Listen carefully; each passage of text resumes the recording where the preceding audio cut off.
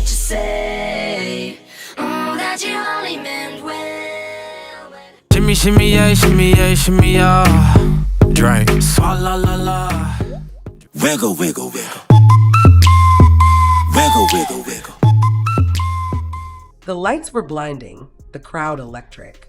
Jason Derulo stood center stage, ready to launch into another backflip.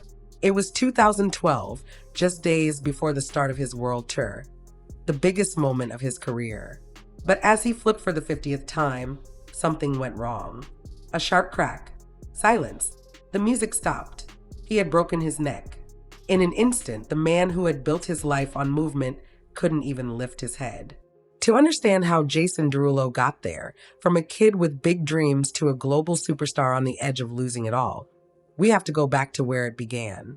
Jason Joel Desrouleaux was born in 1989 in Miramar, Florida, to Haitian parents who worked hard and expected the same from him. His mother filled the house with gospel and soul. His father demanded discipline. But everything changed the day young Jason saw Michael Jackson moonwalk across the stage on television. At just 4 years old, he didn't just want to sing, he wanted to perform. Unlike most kids who dreamed out loud and then moved on, Jason took that dream seriously. He studied opera, ballet, and theater. He wanted to control every part of his craft: voice, movement, emotion, presence.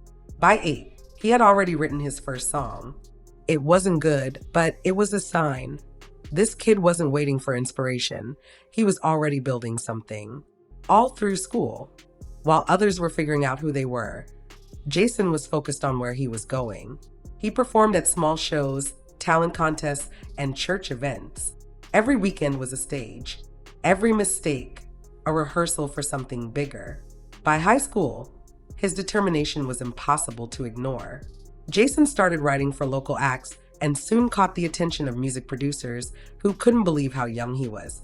He began penning hooks and verses for established artists, Pitbull, Lil Wayne, Pleasure P, earning real money before he could even drive. But as his writing career grew, so did a quiet frustration. He didn't want to stay in the background. He wanted the spotlight. That chance came in 2006 when Jason appeared on Showtime at the Apollo. Most young artists freeze the moment those lights hit. Jason didn't. He owned the stage, smooth vocals, sharp dance moves, pure charisma. The audience roared, and when he walked off, he was no longer just a talented kid from Florida. He was a name people wanted to remember. Soon after, he signed with Beluga Heights Records, a label known for discovering fresh talent before the rest of the industry caught on. Behind closed doors, Jason spent long nights experimenting with sound, mixing R&B's emotional weight with the pop energy that filled radio stations at the time.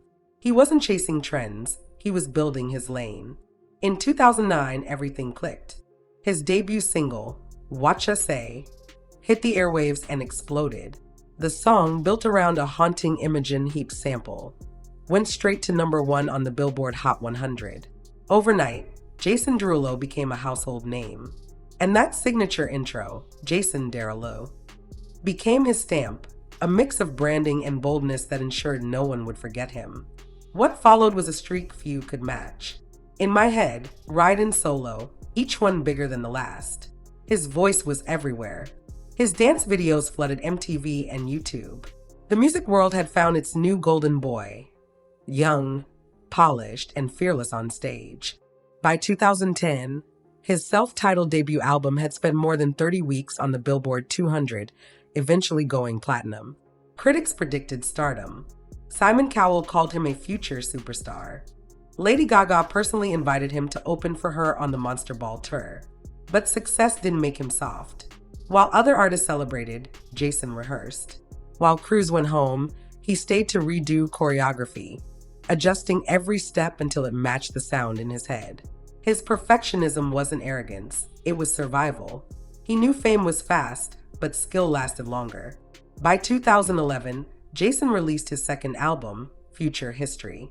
It didn't top the charts like the first, but it proved he wasn't a one-hit wonder. Songs like Don't Wanna Go Home filled dance floors worldwide. Europe, Australia, and the UK all caught Derulo fever. He had gone from Miramar's neighborhood stages to arenas packed with thousands.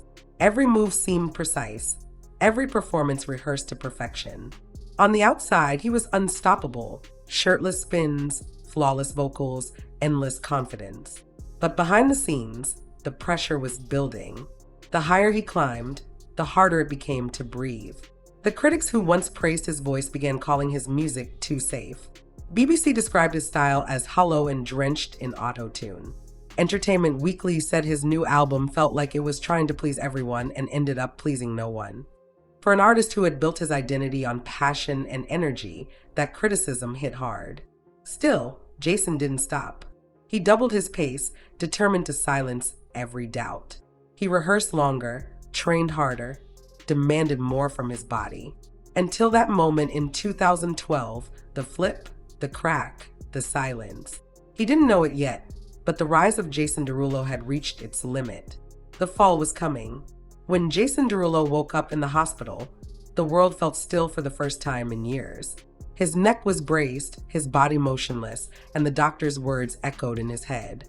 "You're lucky to be alive. One wrong move and you could have been paralyzed." For a man who had spent his life defying gravity, that sentence hit harder than the fall itself. The tour canceled. The lights gone. The cameras silent. For months, Jason couldn't even shower or tie his shoes without help. His reflection became a stranger wearing a brace. In interviews, he would later call that period the loneliest time of his life, not just because of the pain, but because of the silence. For the first time since he was a child, there was no stage, no cheering crowd, no validation. And when everything you've built revolves around being seen, invisibility can feel like death.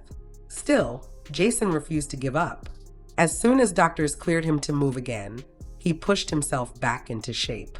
The world expected a comeback, and he was determined to deliver one. But fate wasn't ready to cooperate. His return came in 2012 as a judge and dance master on Everybody Dance Now, an Australian TV show. It was meant to be his reintroduction, proof that he was back. Instead, it became another heartbreak. The show was canceled after just a few episodes.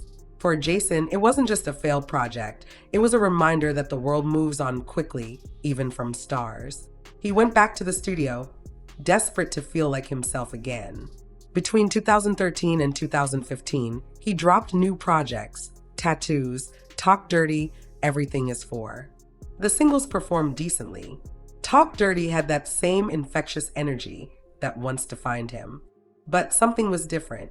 The landscape had changed, and Jason hadn't noticed it soon enough. Pop music was shifting. The glossy, high-energy Randy B sound that made him famous was losing ground to moodier, more confessional artists like The Weeknd and Frank Ocean. Audiences wanted vulnerability, not choreography. The more polished Jason looked, the more disconnected he seemed. Critics said his music sounded like it was built in a lab. Variety called him a forgotten figure in a world that had outgrown his sound. His album stopped charting high. His singles came and went. The public that once screamed his name barely noticed his releases. Behind the scenes, Jason's team struggled to define him. He was too pop for Randy B radio, too Randy B for mainstream pop. His manager later admitted they didn't know how to market him anymore. Even Jason himself confessed to Billboard, "I'd sold millions, but people still didn't know who I was." That confusion went deeper than branding. It was about identity. Some listeners didn't even realize Jason Derulo was Black until they saw him in interviews. Labels had packaged him as colorless pop, shiny, safe, universal. But in doing so, they stripped him of the authenticity fans were beginning to crave. When an artist becomes a product, it's only a matter of time before the shelf clears. By 2020, the inevitable happened. Jason's long relationship with his record label ended. He thought he'd have new offers waiting, he didn't. No label calls, no major features, no tour announcements. The kid who once dominated charts was now a ghost in an industry that had moved on to younger faces. Then the scandals began. In early 2022, TMZ released footage from Las Vegas. Jason had reportedly been mistaken for Usher by two men who heckled him in a hotel lobby. The exchange turned physical. One slap, one punch, and suddenly Jason Derulo was trending again, but not for his music. The men didn't press charges, but the internet replayed the clip endlessly. For an artist once known as the clean-cut golden boy, it was a bad look. Then came 2023, the year that truly tested his image. A young singer named Jenna Imaza Gibson, signed to Jason's label, accused him of harassment, unwanted advances, and unprofessional behavior. She claimed he pressured her to drink, made inappropriate comments, and mentioned strange rituals. Jason denied everything. The lawsuit was eventually dismissed on a technicality, but the story left a stain that no press statement could clean. Online, fans were divided. Some defended him. Others saw it as proof that the polished persona had cracks. Either way, the damage was done. His name now carried controversy, not chart success. Jason Derulo, once a symbol of control and perfection, was now surrounded by chaos. The man who once choreographed every detail of his career was watching his reputation slip out of sync. But life has a strange rhythm. Sometimes a breakdown isn't the end, it's the pause before a reinvention. And for Jason Derulo, that reinvention was already loading quietly through a phone screen. When the world went quiet in 2020, so did Jason Derulo's career. Tours were canceled, studios shut down, and for the first time in over a decade, there were no cameras, no schedules, no spotlight. For many artists, the silence was terrifying. For Jason, it was a reset button. He was 30 years old, without a label, and unsure of what came next. But instead of chasing the next big record deal, he did something no one expected. He picked up his phone. He downloaded TikTok, a platform that, at the time, most people dismissed as a playground for teenagers, and began experimenting. At first, the videos were simple: dance challenges, lip syncs, pranks in his kitchen. Nothing special. But something about Jason clicked with the platform's rhythm. His energy, his timing, his willingness to laugh at himself. All the traits that had once made him a great performer suddenly made him magnetic again. Within weeks, his videos were everywhere. Millions of views turned into millions of followers, then tens of millions. Jason Derulo, the artist the industry had called outdated, had found a new stage, and this time, he didn't need a record label to stand on it. What few people knew was that this comeback wasn't luck. Before uploading a single post, Jason met with TikTok's head of music partnerships and said, word for word, "I want to be #1 on this platform." It wasn't a random move. It was strategy. He turned his home into a content studio. Lights, props, production gear, a full team helping him plan and film daily. He studied trends like choreography, breaking down what made each one viral.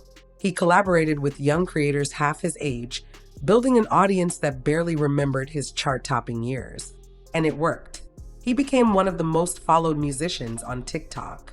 Brands came calling fashion, tech, food, fitness.